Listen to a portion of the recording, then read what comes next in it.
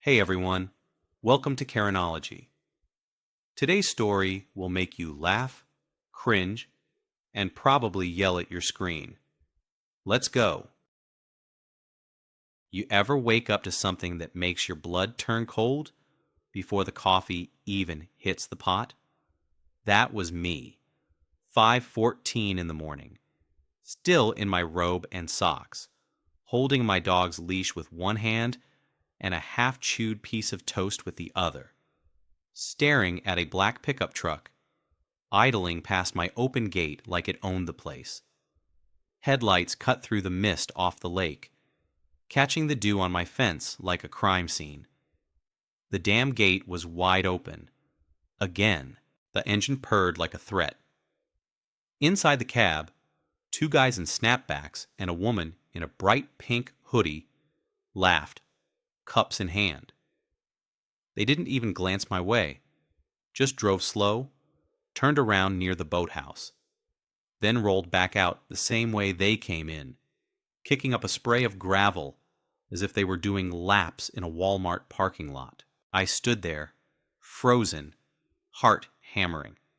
This wasn't the first time.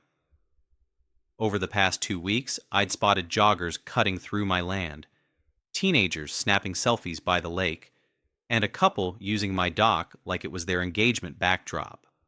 I changed the gate code twice, but they kept coming. Randy, my old shepherd lab mix, growled low in his throat. Smart dog.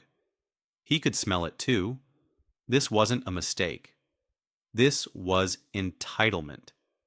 Someone had handed out the keys to my kingdom like they were party favors. By 8 a.m., I was standing in front of Karen's house.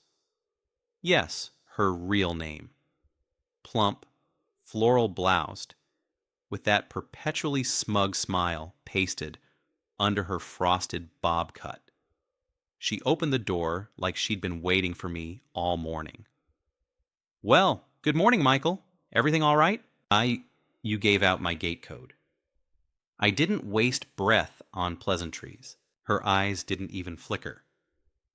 "Excuse me? I've seen half the county drive through my property in the last week. Teenagers, strangers. Someone had to give them the code, and it wasn't me." She gave that little laugh. You know the one. Like you're the crazy neighbor yelling at clouds. "Michael, it's not your code. Per se, the community shares amenities. And technically, under the HOA's new recreational access policy, I didn't sign off on any recreational access policy," she shrugged. "It was in the revised packet. Page 14. Voted on last month. I didn't vote. Well, abstention is considered consent under section." I'm not playing semantics with you, Karen. My voice cracked harder than I intended. This is my land, my gate, my code. You had no right. She smiled, wider. "Michael, you've been so isolated lately. I just thought it might be nice for people to enjoy the lake. We're trying to foster connection here. Don't use community as a shield for trespassing." Her smile dropped just enough to reveal what was underneath. Ice. "You don't want to be that guy again, do you? That guy. The recluse. The ex-army crank with cameras, fences, and no BBQ invites." I'd spent years softening that image, letting neighbors wave without flinching. And now she was painting me back into the old role like I'd never tried. I walked away before I did something I'd regret. But regret still came. Later that afternoon, when I tried to reset the gate code. Locked out. System override. Admin control transferred. Access denied. I called the security company. "I'm sorry, sir," the technician said, voice bored, "but your system's under HOA linked integration. You'll need to contact your association admin for code changes." Karen. That night, I sat on the porch with Randy curled at my feet, bourbon in hand, watching the gate through binoculars. Two teenagers ducked under the keypad and slipped in like they'd done it a dozen times. Laughing, free, like they belonged here. Randy growled again. So did I. I wasn't going to let this go. But I knew I couldn't come at her head on. She wore rules like armor, so I needed something else. Leverage.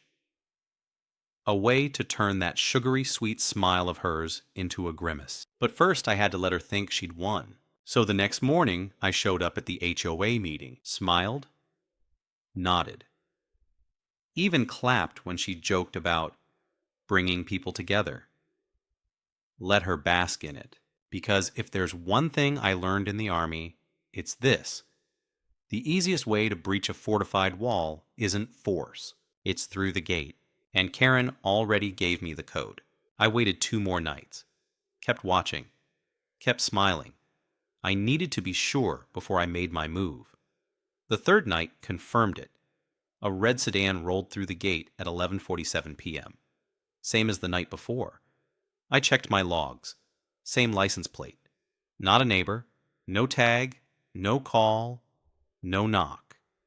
Just entitlement, wrapped in tinted windows and Bluetooth speakers. I wasn't mad anymore.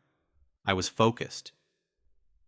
There's a certain clarity that comes with knowing someone's trying to manipulate you and realizing you finally get to play back. By Saturday, I started cleaning up my shop, cleared the bench, pulled out my old Army journals, notebooks filled with ideas from long deployments, traps, tricks, psychological tests, things you don't forget if you grew up building foxholes with your bare hands. The thing about Karen was, she didn't want access to my land. Not really. What she wanted was attention, influence. That gate code was her currency.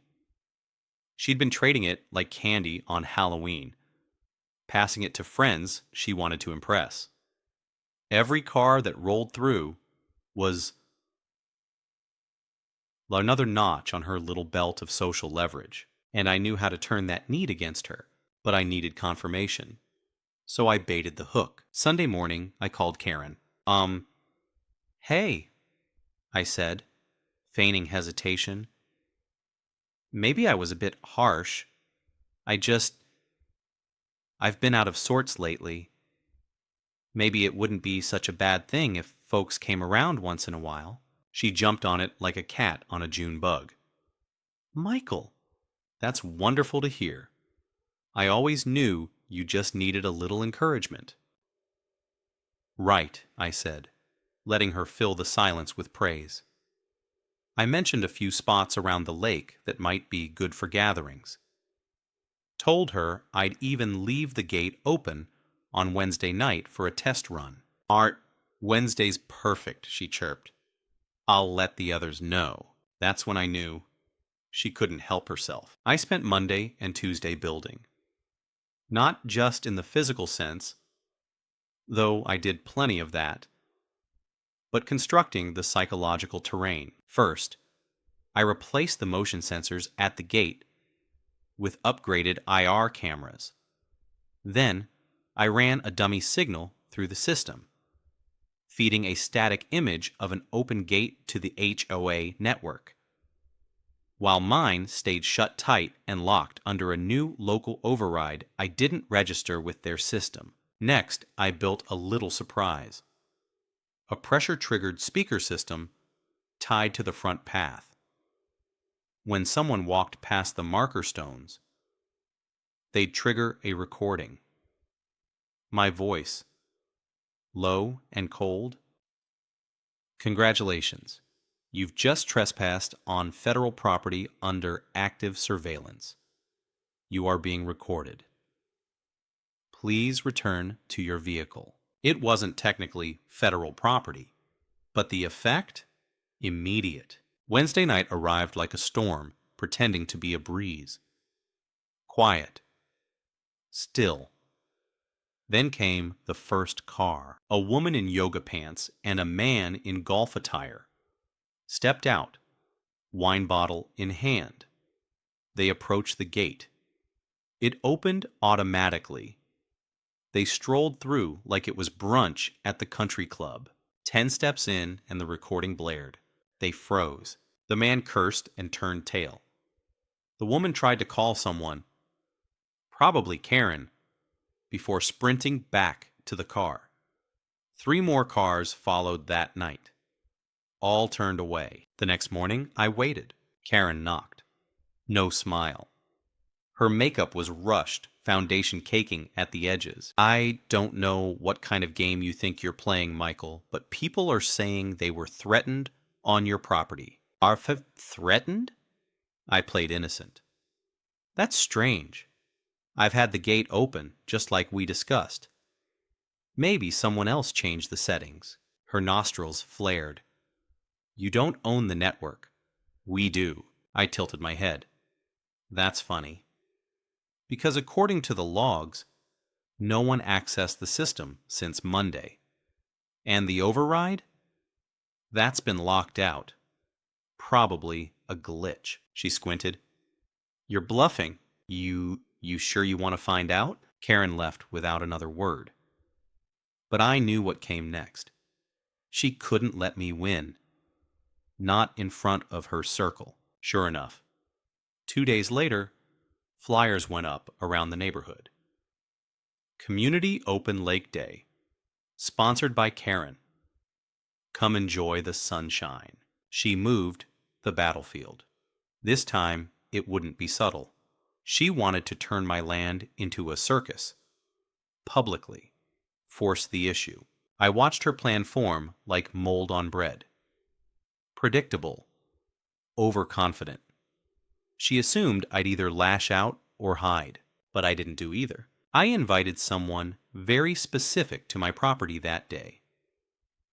A man named Howard Gaines. Retired land assessor. Quiet. Sharp. Hates homeowner. Associations more than spoiled milk. He brought maps and a secret about the original property lines Karen didn't know she was about to cross. I smiled as I handed him coffee on my porch. Let's talk about boundaries, Howard. Howard Gaines showed up in a dusty brown blazer and boots, older than most of the neighborhood's residents. He moved slow, but with purpose. The way people do when they know exactly how much power they're carrying. In a folder tucked under one arm. We sat on my porch, the gate visible in the distance, like a loaded gun on the mantel. He spread out the survey maps on the table between us, tapping one with a sun-spotted finger. See that line? That's your property boundary. Now look here. This is the easement the homeowner association claims to manage. Problem is, they're about 32 feet off. I stared at the red markings. Lines drawn decades ago by someone long since forgotten. You telling me they've been using my land for their access path? Yup. For at least 15 years. And they never filed for correction or amendment. Which means, he gave me a sideways grin. Technically, every one of their improvements, the sidewalk, the gate box, the security cameras, they're sitting on your dirt. I let out a breath through my nose. So if I wanted to, he chuckled, you could make their lives very complicated. By the time Karen's little lake day rolled around, I'd already mapped out every inch of my legal territory. Marked it, flagged it. Not with caution tape. No, that's too dramatic. I used garden stakes and discrete boundary markers from the hardware store. Subtle, professional, undeniable. At 11 a.m. sharp, the cars began rolling in. Karen stood near the lake with a megaphone and that ever-cheerful Stepford wife smile, greeting people with waves like she was running for office. Kids ran across my dock. Coolers were unpacked.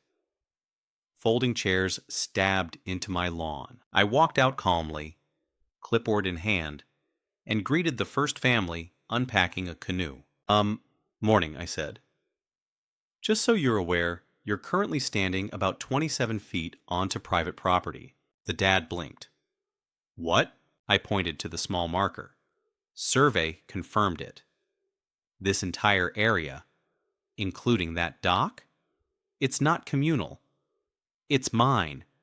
Just letting folks know so there's no confusion. He frowned, picked up his gear, and walked back to the car. I did the same with the next group. And the next, by 11:30, Karen was marching toward me. Cheeks flushed, hair frizzing at the edges. What do you think you're doing? She hissed. Informing the public, I replied. Which, last I checked, isn't against any of your bylaws. Yeah, you're ruining this for everyone. Funny. I thought you wanted people to enjoy the lake. I'm just making sure they do it legally. You can't enforce this. Howard can. I waved over the assessor, who stood up from his chair with a slow, deliberate motion. He has the surveys, and I've filed a preliminary claim with the county, just in case anyone's curious. She stared at Howard like he was a ghost. He just smiled and tipped his hat. The crowd thinned fast. No one wanted to picnic on disputed land. By noon, it was just Karen and her empty tables. She didn't say another word. Just packed up her signs and left, flanked by 2 HOA board members with uncertain looks. I'd struck the first blow. Not a knockout, but enough to stagger her. But Karen wasn't the kind to stay down for long. The next morning, I woke up to Randy barking like a siren. I ran out barefoot and froze. The dock was gone. Not destroyed. Gone. Just an empty stretch of lake where it used to be. My dock. Built with my hands, my tools, my time. In its place, a wet chain dragging into the water, and a set of deep tire tracks leading away through the reeds. She'd taken it. That afternoon, I confronted Karen. She denied everything, of course. Must have been vandals, she said, eyes wide with mock concern. We'll form a committee to look into it. I didn't raise my voice, didn't threaten. I just looked at her and said, You started this. You remember that when it ends, because now it was personal. That night, I went down into my basement, pulled out the locked chest I hadn't opened in years. Inside was a different kind of code, one not made of numbers, but of strategy and payback. The chest was heavier than I remembered. Metal corners worn. One latch broken from a move years ago. I hadn't touched it since my brother's funeral. Back then, I figured whatever was inside, notes, files, the remnants of plans never executed, belonged to another life. But when someone drags your dock into a lake in the middle of the night, something inside you starts to itch. Old instincts, old methods. Inside were spiral notebooks wrapped in plastic, water-resistant field books filled with pencil markings, diagrams, strategy trees. Most people spend their retirements fishing. I'd spent mine trying to forget how easy it was to orchestrate chaos. I flipped to a tab, marked with a piece of yellowed duct tape. Civilian pressure systems. It wasn't military doctrine. It was personal. Notes on how to disorient without touching. How to provoke panic without laying a finger. Pages born from a time when I still gave briefings on asymmetric engagement tactics. And buried in that chaos was something perfect. Karen had always thrived on perception. That was her fuel. Reputation, control, narrative. She wore power like perfume, sprayed over everything she did. My goal wasn't just to block her. It was to rot her story from the inside out. Quietly, elegantly, without a sound. I started at night. Self-sabotage. First, lights. I replaced the standard LED bulbs in the motion sensors near her driveway with flickering, short-cycle strobes. Harmless, but jarring. Next, I swapped her garden lights with red spectrum bulbs. Every evening, her lawn glowed like a crime scene. She'd notice and think it was a malfunction. Then came the audio. I wired a high-frequency speaker inside the HOA community board next to her house, programmed to emit a barely perceptible but intensely irritating tone between 1 to 4 a.m. No one else lived close enough to hear it, but she would. And she wouldn't be able to prove a thing. She started looking tired by the 4th day. By the 7th, she'd begun snapping at board members during HOA meetings. It was working. But the real move was still coming. I waited until Friday morning. The day she held her little tea walks. HOA members gathering in pastel polos to sip Earl Grey and gossip about fence heights while they walked the path that circled the neighborhood. I rolled a dolly down my own driveway with a gift. A large crate sealed with packing tape addressed to Karen D., board president. I left it near her porch and walked away. Inside the crate, one broken gate keypad, freshly spray painted with the number 0,000, a set of printouts showing public Craigslist posts with her phone number listed under Community Access Gate. Contact Karen for entry. All fake, of course, but good enough. I didn't see her open it, but I heard the fallout. Voices. Shouting. The HOA WhatsApp group blew up that afternoon. I knew because one of the members, a man named Elliot, whose dog I once patched up after a coyote got to it, still liked me enough to forward screenshots. Karen called an emergency meeting that night. She accused an unknown saboteur of waging a psychological campaign against her. She blamed the HOA's loss of respect, the dwindling participation, the rumors. But here's the thing about Karen. When she panics, she gets louder. When she's loud, she slips. And during that meeting, she made her first real mistake. She said, on record, that the gate system was her domain, that she'd personally ensured community access, and that any interference with that was an attack on her stewardship. She tied her name to the gate, publicly, on video. Elliot sent me the clip. All I had to do now was light the match, but I hesitated. That night, I found myself sitting by the lake where the dock used to be. Just me, Randy, and the black water lapping at the shore. I thought about my wife. She died 6 years ago. She used to say I held on to things too long. Grudges, pride, plans. Maybe she was right. Maybe I was going too far. But then I looked at the empty water, and I remembered what Karen took, not just wooden bolts. She took my piece, and I was going to take something from her in return. Something you can't rebuild with a work crew and a permit. Credibility. So the next morning, I made a phone call. Not to the police, not to a lawyer. To a guy named Travis, part-time drone hobbyist, full-time chaos enthusiast. You still got that thermal rig? I asked. He laughed. You want it quiet or cinematic, Shao? Both, I said. Then let's give her the show she deserves. Travis showed up that same afternoon. Beat up truck, mismatched doors, and a beard that looked like it had been trimmed with hedge clippers. He was the kind of guy HOA rules were made to keep out, and the exact kind of guy I needed right now. He stepped out, holding a matte black drone case like it was a lunchbox. You sure about this?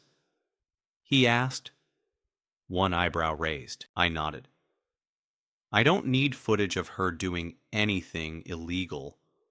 I need confusion, ambiguity, just enough smoke to make everyone start sniffing for fire. He grinned. You want the suburban gaslighting package. Make it deluxe. By dusk, Travis had the drone hovering above Karen's yard.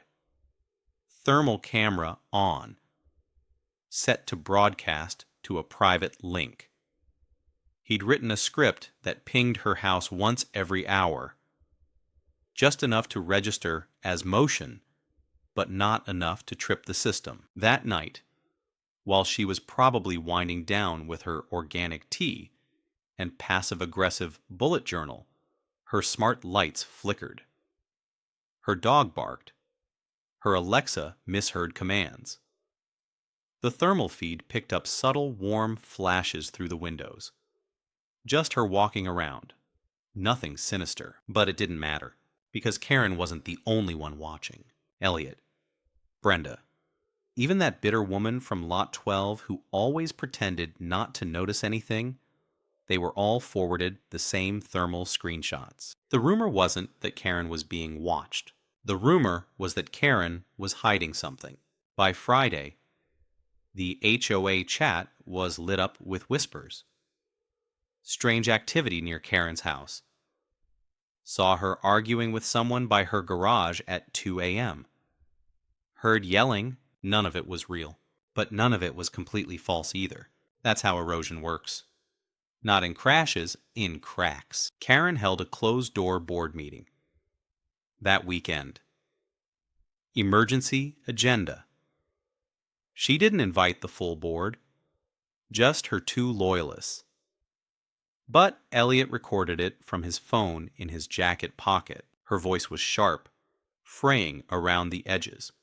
Someone's trying to destabilize this neighborhood. It's targeted. It's malicious. And I guarantee it's him. She meant me. Then why not confront him? Someone asked. Because he wants that. He wants a fight. And if I give it to him, I lose the narrative. Exactly. She tried to hold the line. But she was a politician in a town of porch sitters and binoculars. She needed applause to survive. So I gave her silence. For 3 whole days, nothing happened. No drone. No fake deliveries. No whispers. She started unraveling. Monday morning, she stood at the HOA bulletin board and loudly declared she was launching an internal investigation into property misuse, gate tampering, and digital aggression. She used phrases like ongoing operation, coordinated attacks, and domestic intimidation. People just stared at her. Some laughed. By then, the real shift had already begun. Brenda, head of HOA landscaping, quietly resigned. No explanation. Just left a note and her gate pass. 2 other board members stopped replying to Karen's emails. But the best part? The local community college Karen lectured at part-time?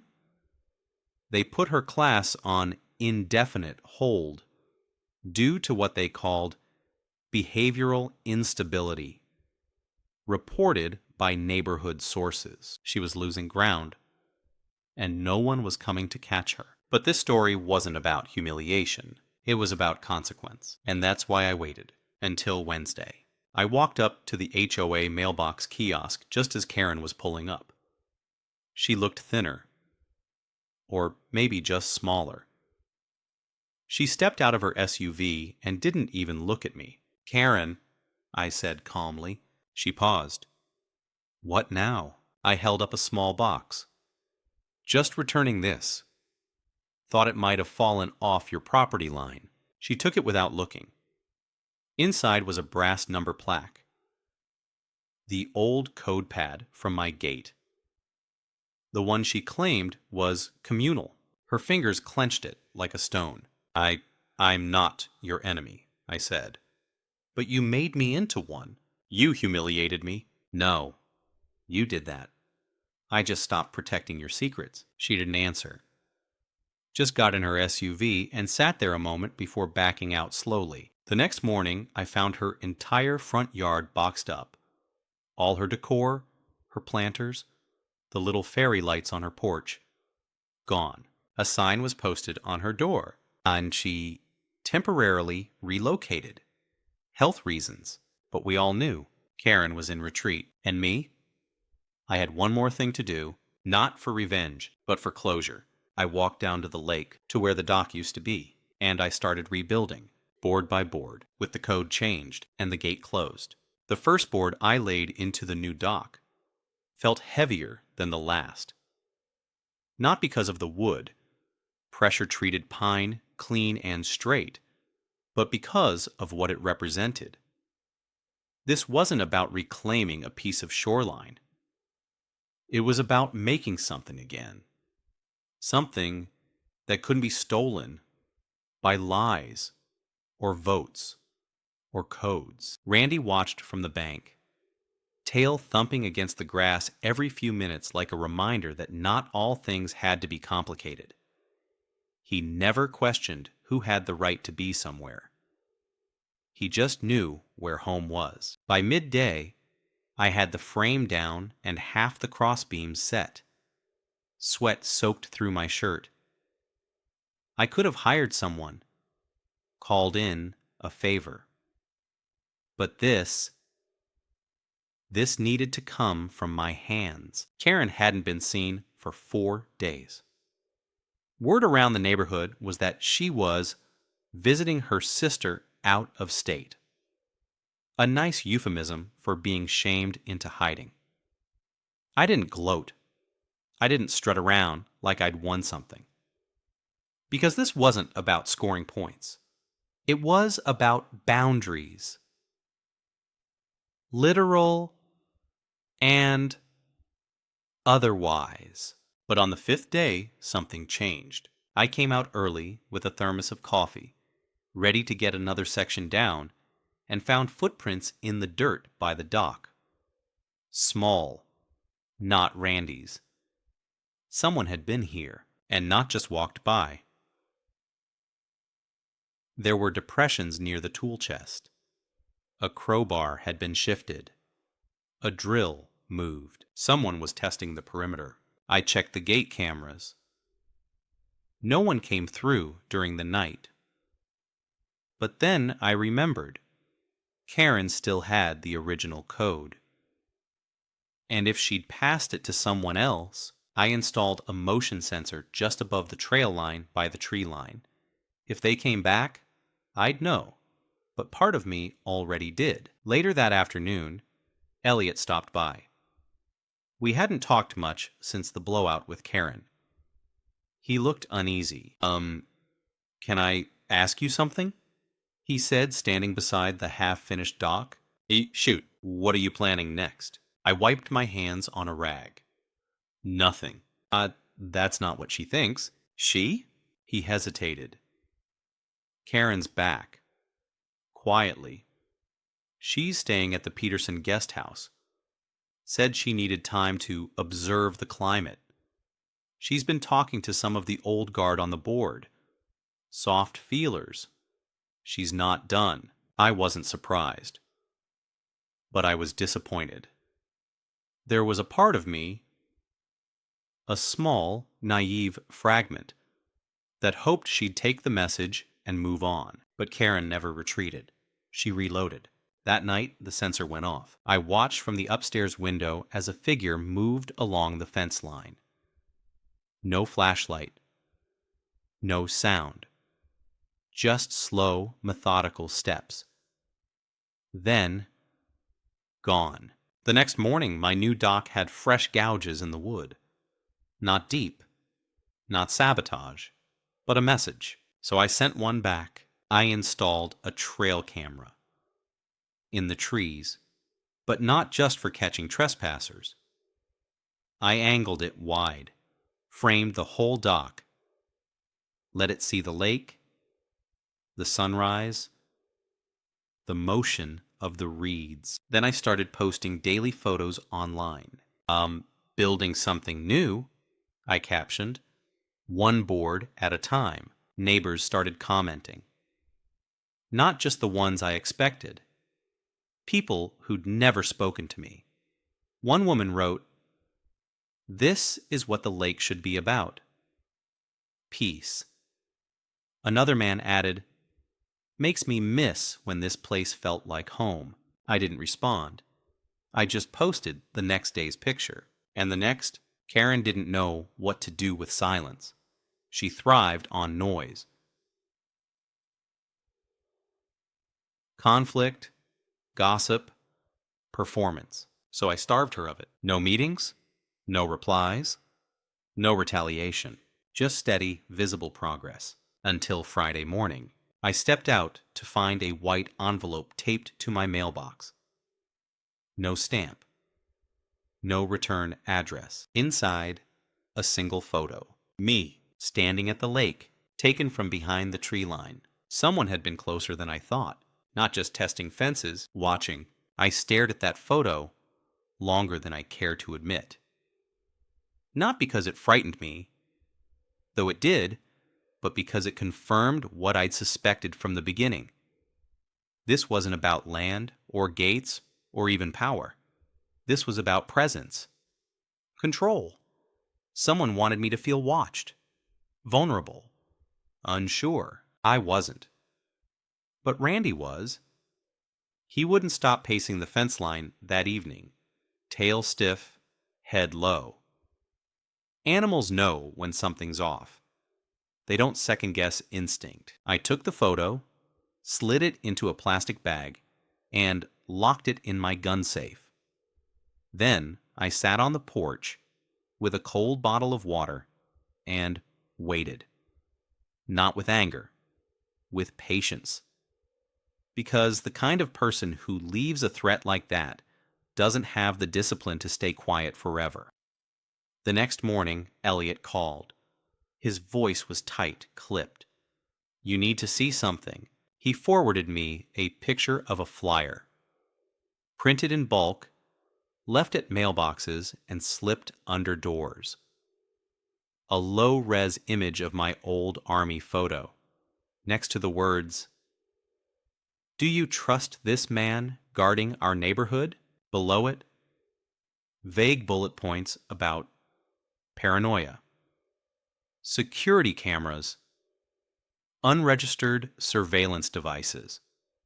No name on the flyer, no source. Just enough to whisper suspicion into the cracks. It was a classic move. Plant fear, watch it grow. By lunchtime, 2 neighbors had already avoided eye contact as they passed my property. One woman crossed the street entirely. It wasn't overt. It was calculated. Karen's doing? Maybe, but it didn't feel like her style. Karen liked stagecraft. This was sloppier, more desperate, which meant someone else had joined the game. I spent the afternoon visiting houses, not to plead, but to show my face. One by one, I walked to the porches of those who'd once nodded at me and said, "Nice morning." I said nothing about the flyer, just talked, listened. And slowly, I watched shoulders relax. I ended the circuit at the Peterson guest house. Karen answered the door, wearing a cardigan 2 sizes too big and no makeup. She looked like someone who hadn't slept in days. I "I'm not behind that," she said before I even opened my mouth. I believed her. You've made a lot of enemies," I said. "I made the wrong ones," she whispered. Then, after a beat, "He was my nephew."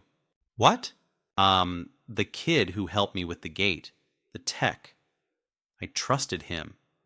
He had ideas about access, connectivity, automating the whole HOA system. I didn't know he was copying everything, selling access to third parties. That landed like a stone in my gut. She leaned against the frame. "He disappeared 2 weeks ago." Stopped answering. "But I think he's still around." I didn't answer, because I'd already started connecting dots. The photo of me, the footprints, the flyer, all felt juvenile. Not Karen, not someone with a political mind, but a young man with a grudge, someone tech-savvy, invisible, and hungry for disruption. He had the gate code. He had my data. He had motive. I left Karen's porch without another word. The storm was bigger than I thought. That night, I called Travis, told him to come back. "We've got a ghost in the system," I said. He arrived an hour later with a suitcase full of tools and a look that said he wasn't asking questions. We did a full sweep of my property. Hard lines, Wi-Fi, backup systems. Found 2 passive signal readers buried near my side fence. Hardware designed to clone gate access whenever someone used it. Travis held one up, eyebrows raised. "Whoever planted this knows what they're doing, or got coached by someone who does." I didn't sleep that night. I sat in the workshop, tools spread out, drawing up new lockouts, new frequencies, new barriers. This wasn't about pushing Karen back anymore. This was about closing a door no one should have opened. And someone I didn't even see coming, had just walked through it. We started at sunrise. Travis and I combed the property grid by grid, swapping every relay, replacing every transmitter. He set up a portable Faraday tent in the garage, just big enough to shield our laptops while we scanned for unauthorized signals. And we found them. 4 more passive skimmers buried in fake rocks, sprinkler heads, even one hollowed-out fence post near the north tree line. The setup wasn't just opportunistic, it was deliberate, layered. Someone had been collecting data for weeks, maybe longer. "This isn't kid stuff," Travis muttered, crouched over a signal mapper. "This is surveillance grade. Your HOA's got a sleeper cell." "Not my HOA," I grunted, pulling up a fake irrigation valve and tossing the hardware into a sealed bag. "Not anymore." He looked at me, then back at the map. "They're not just watching. They're mapping behavior, schedules, movement." Randy barked from the porch. I looked up. Nothing visible. But that dog's ears only perked for one reason: proximity. I left Travis in the garage and walked the perimeter. Nothing but birds and the hiss of wind through the grass. But I felt it too. That tension just beyond the senses. Like being scoped by a sniper you couldn't see. At 2:15 p.m. the power cut. Whole property. Lights out. Gate offline. I bolted to the manual override. Already disabled. Backup battery's been drained," Travis yelled from inside. "We're blind." I grabbed a flashlight and sprinted to the gate. Metal was warm. Someone had touched it. Left side of the keypad was scratched. Not vandalism. Precision. I turned back toward the house. A man was standing on my porch, young, late 20s, hoodie, backpack slung over one shoulder, hands in his pockets like he'd just stopped by to sell magazines. My steps slowed. I kept the light steady but low. He smiled, slow, deliberate. "You're Michael. You're trespassing." He stepped off the porch. "Karen told me you were smart. I wanted to see for myself." I didn't speak. I didn't mean for things to get messy," he continued. "But you drew a lot of attention. People like you always do." You planted the skimmers." He nodded. "Information wants to be free. But access? That's where the real value is." "Why my gate?" "Because it was the most watched." He grinned wider. "Because it mattered to someone who mattered to you. Which means it was vulnerable." He turned like he was going to leave. "You should keep the new code to yourself, by the way." "That last one? Too obvious." I took a step forward. "You touch my property again, I bury your name. So deep, no HOA will find it." He paused, laughed. "I don't need HOAs. I've got clouds. And people like Karen? They just want to feel important. Give them a dashboard and a title, and they'll hand you the keys to the kingdom." He vanished into the trees. Travis came running. "Who the hell was that?" I didn't answer. Not then. I just walked to the garage, opened the Faraday tent, and started uploading the signal logs to an isolated drive. I wasn't interested in revenge anymore. I was interested in infection. I spent the next 2 days building something new. Not physical, not visible. A data snare. Travis called it the Honey Gate. A replica access portal that looked identical to the real one, but every login attempt triggered a trace packet. Anyone trying to access the system from outside would unknowingly tag themselves. Karen's nephew tried 5 times in 48 hours. Each time I got a ping. IP, approximate location. One within 2 miles. Another 3 counties over. He was bouncing signals using relays. But on the 6th attempt, he got sloppy. Logged in from a coffee shop with an unsecured network. Static IP. Travis grinned. "Gotcha. I didn't go to the police. I went to someone worse." Howard Gaines. Retired assessor. Veteran. Quiet collector of favors. I handed him a drive. "You still know people in data compliance?" He nodded. "Who's the target?" Someone who forgot this wasn't a game. Howard didn't ask questions. Just tucked the drive into his coat and walked off. The trap was set, and for the first time in weeks, I slept through the night. Because justice wasn't coming with a badge. It was coming with silence. It happened 3 days later. Mid-morning, clear sky, a soft breeze pushing ripples across the lake. I was on the dock, finishing the last set of railing panels. Randy dozing nearby in a patch of sun. Peaceful. The kind of morning you forget how much you missed until it shows up again. Then I saw the black SUV. It pulled up slow. Not Karen's. Newer government tags. 2 men stepped out. Not cops, suits. The quiet kind. The kind that talk in measured tones and don't write things down. I didn't invite them in. They didn't ask. "Mr. Hartley," one said, "we'd like to speak with you about a certain data transmission flagged in a compliance sweep. Originated from this area." I nodded slowly. "You're not here for me." They didn't smile, but they didn't deny it. One handed me a card. No name, just a seal and a number. If he contacts you again, don't engage. Forward everything. He's part of a pattern we've been tracking. I wanted to ask more. Who they were.